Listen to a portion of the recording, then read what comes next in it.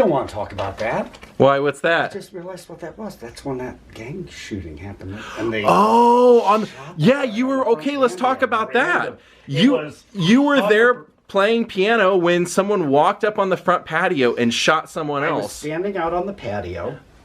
3 guys had just come in, went to the bar. They were, 20s, young 20s. Found out later I think they were visiting from Chicago.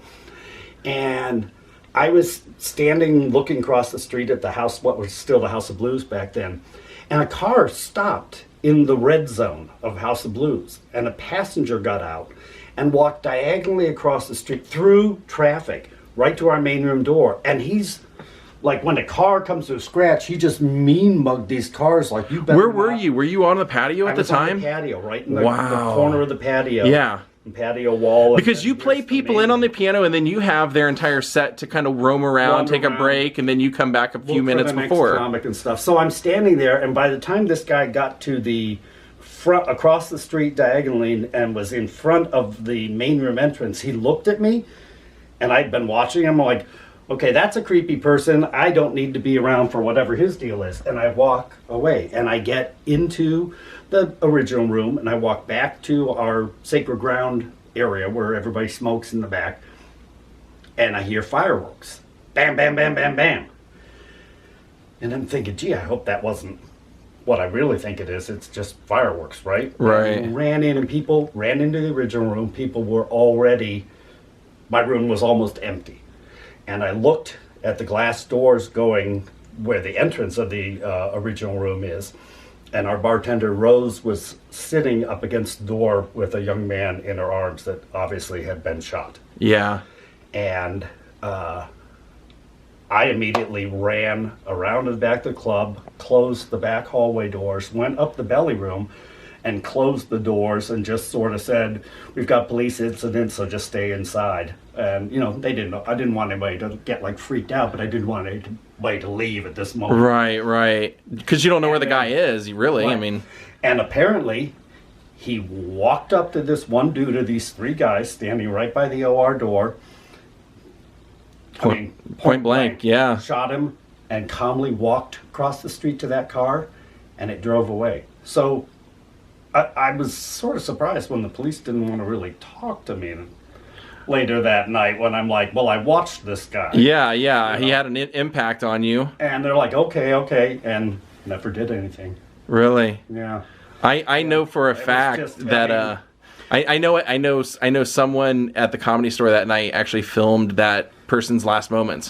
Filming them when they. Exactly it. I mean, to think of it. And they've never asked her or talked to them either. So very different. It's very different.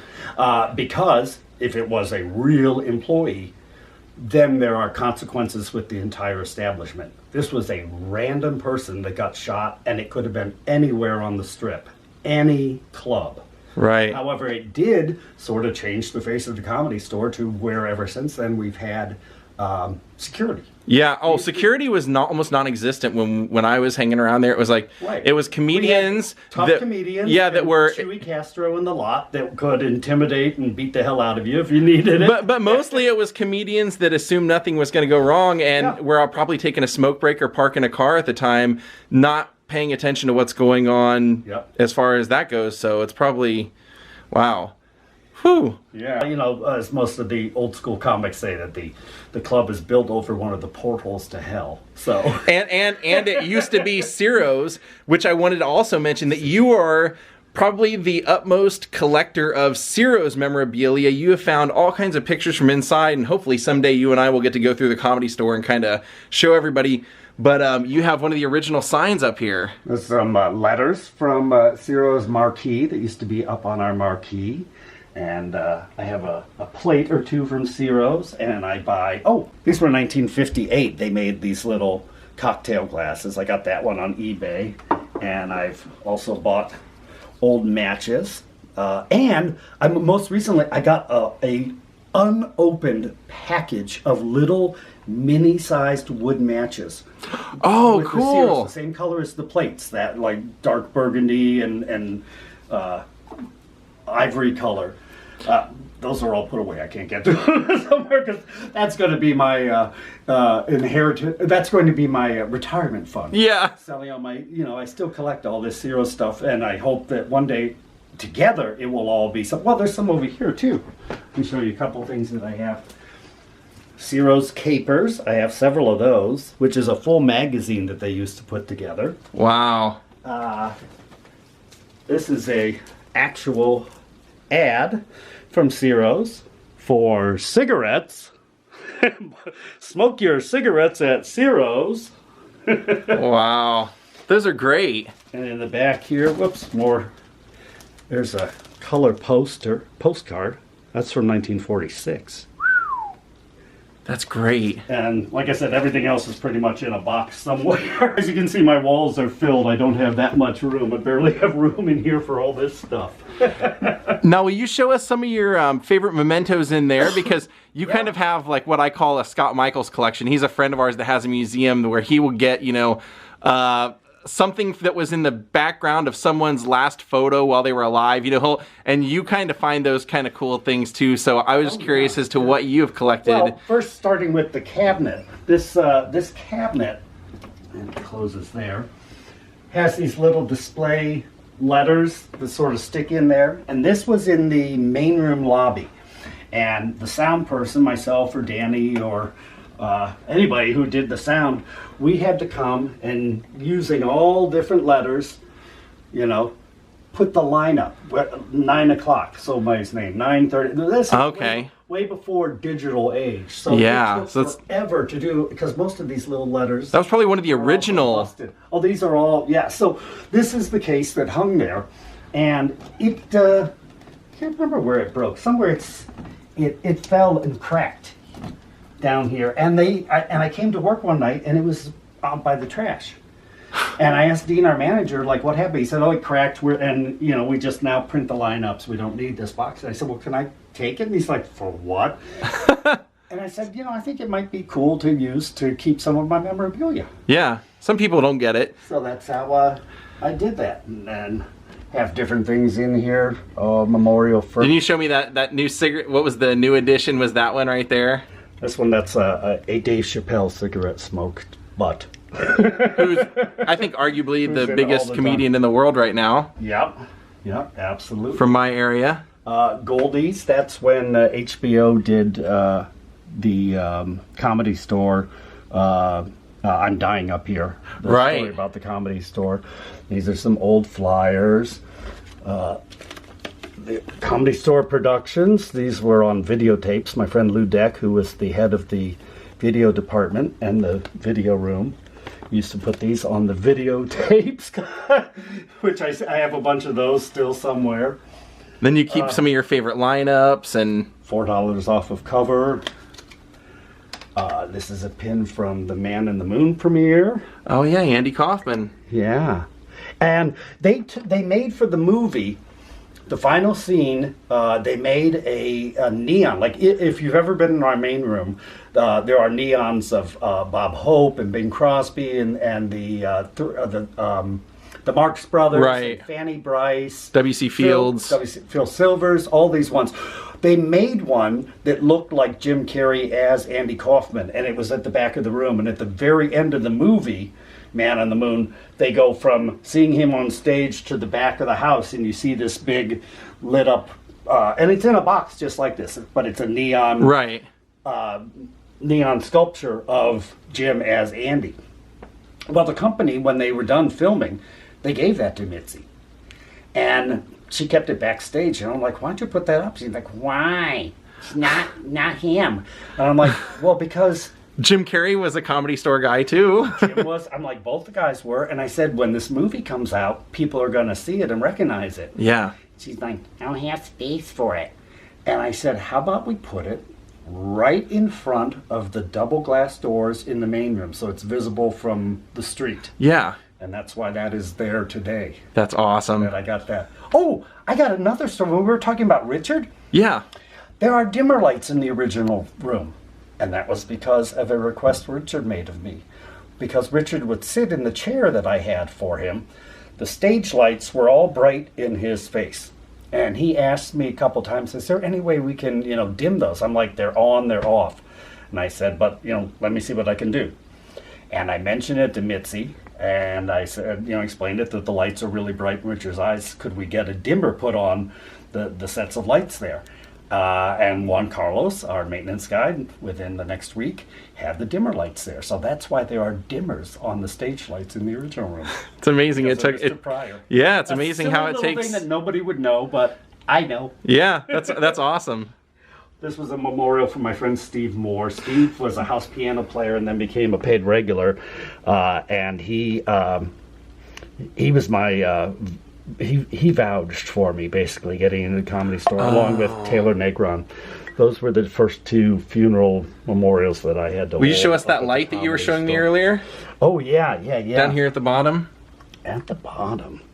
Now, Mitzi had a specific booth in the main room that she sat at.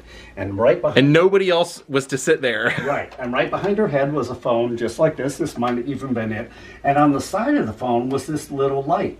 So the ringer would be off. So when you called Mitzi, or she wanted to call the cover booth and make a change on the lineup or something, the light would light up.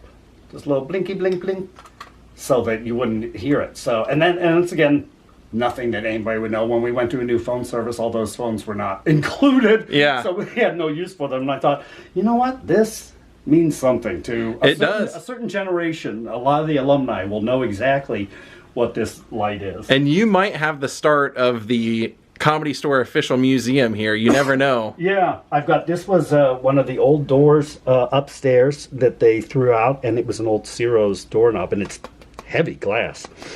So I took that. This is the original carpeting with duct tape. They've replaced the carpeting. It's only been replaced twice in the years I've been there, but this was the very original in the main room, so that would have been like from 77. Wow. What a great collection. Jeff, thank you so much for taking the time to share some stories with us today. And is there anything you want to promote or anything you're working on, or you want people to come out and visit you or anything? Well, I run 2 Facebook pages besides Jeff Scott Entertainer, which is where you can find me. I have a CIRO'S nightclub on Historic Sunset Strip page, which is all photos now and then, and what it looked like when CIRO'S opened and what it looks like now, and things from my private collection that I have bought. And the other page is called the Comedy Store Archives. And since I started in 1995, I started, like I said earlier, I only took that one picture with Richard and me, and then my nieces were like, Uncle Jeff, we're on this new thing called MySpace, and nobody has any photos, and then we tell our friends famous people, and you don't put up any pictures. So they're guilty. That's why I started doing all the pictures. So now I catalog the photos, and I've also gone through the files at the club over the years in the basement and filled up about probably 1,000 old photos that were down in the basements, people's headshots and lineups, and I still post the lineups every day and stuff. So there's a lot to look at on all those places. Now, one last question for you. Yeah. I know that you at times have hosted a haunted tour around the Comedy Store. What do you think? Do you think it's haunted? Do you feel something? Oh, yeah. Well, yes and no. No, recently, nothing, because we've done just enough remodeling that the ghosts are sort of like... They don't feel at home anymore? Yeah, nobody has seen anything in the past 6 years that I mean, managers have felt sort of creepy at night, but people have... I was sitting backstage, stage right in the main room, beside the stairs that go up to the cover booth, or the sound booth, and there's a door that goes to the cover booth. And I got up just to see who came into the showroom, because it was when we were closed. And just one of the security guys walking through, and I was like, oh. And literally, in that fast a glance, that door that sticks on the carpet, you have to push it shut, was closed. And turned and locked, and the handle never before that turned. Weird. I mean, it just was like that. And I pulled it open because I thought for sure somebody's screwing with me, and they're on the other side there. Yeah. And I was like, okay, whatever. But the weirdest thing, I did see a physical... I talked to some Ghostbusters when I used to do the Halloween show, and they say what I saw was considered an entity because it doesn't touch the ground. So it couldn't... it could necessarily be from another place, the hotel next door or a house behind the club. But I walked out back into sacred ground, opened our door that has a window in it, and I saw somebody standing with a white hoodie. And so I thought, well, I'll open the door slowly. And as I did, they moved back. And when I got the door completely open, I realized it wasn't a person in a white hoodie. It was a perfect outline of a human that went down about to a foot on the ground. It was like this far from the ground. Perfect shadow outline of an adult person. And as if you blew a bubble that could be that shape, and then filled it with smoke. So weird. And as I stepped, I mean, this was all like 4 seconds. And as I stepped, the edges popped, like it was, the bubble popped. Right. And the smoke stayed exactly the same, but the smoke sort of was dispersed. Moving. Yeah. And as one solid mass, it went down the alley. Wow. I've never seen a cloud stick together and go down. Even if somebody had just been there smoking and blew a bubble with smoke in it, it wouldn't move to the left all by itself. And I turned and I ran right into my friend Tony Hinchcliffe, one of our paid regulars. And he knew something was wrong. He came and asked me later in the evening. He's like, what happened? Are you okay? Did somebody do something? And I said, Tony, I have actually just seen something that my brain can't explain. And he got real interested.